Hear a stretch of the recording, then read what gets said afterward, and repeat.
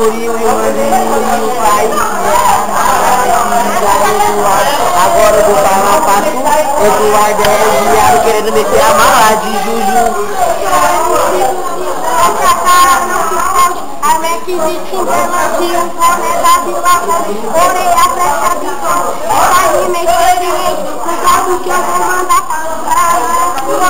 vai tirar ele, moleque, agora eu vou falar pra tu.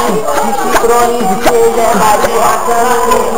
Vai se ligar, Ratimão, agora nós é a nada.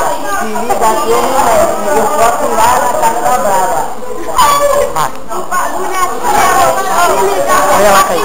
A ciclone é do papai e a leveza é do irmão. Eu não quero ser machado, vamos ver machado. Por que você não vai embora pra você não cuidar? Mas se liga, Eduardo, pode trepar pra tua roupa que eu tô original. Não alimenta as coisas do shopping de ferro vaca, mulher o bagulho é se for de ferro, é problema meu, porque o dinheiro é meu. Agora eu vou falar, sua reserva do seu irmão e a ciclone é do outro.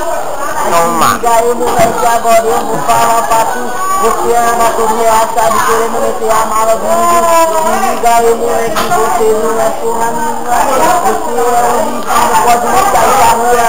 Se liga, moleque, se eu saio ou não saio, o problema é meu. Se fica tudo, moleque, é outro.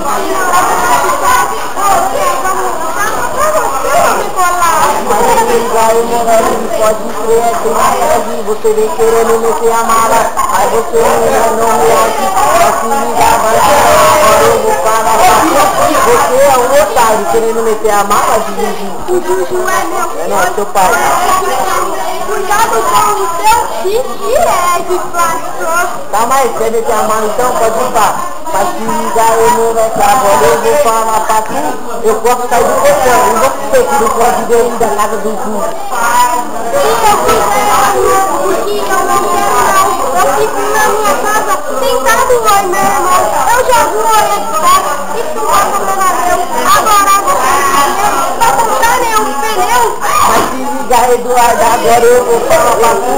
Eu posso sair sozinho de você, seu pai atrás de você, comendo pequeno.